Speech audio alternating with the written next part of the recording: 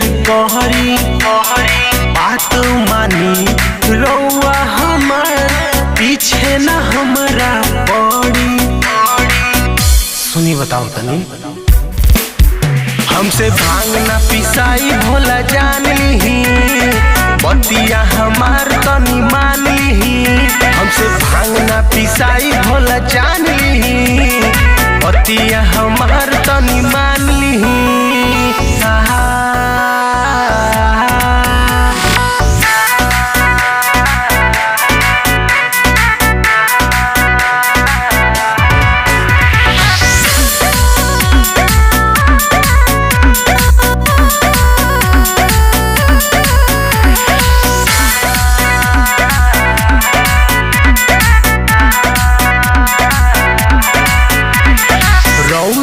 खाना बाटी इहे जड़ी बूटी सावन में दे देनी हमारा ई ड्यूटी। सावन में दे देनी हमारा रौरे त खाना बाटी इहे जड़ी बूटी सावन में दे देनी हमारा ई ड्यूटी।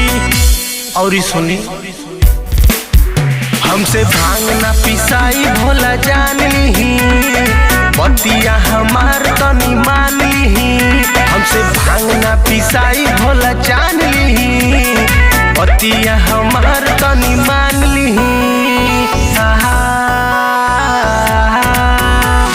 सुनी हमार बतिया जिद न ढेर कहरी बात मानी रउआ हमार पीछे न हमरा पड़ी।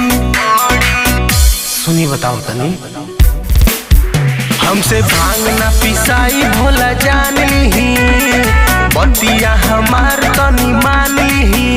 हमसे भांग ना पिसाई भोला जान ली बतिया हमार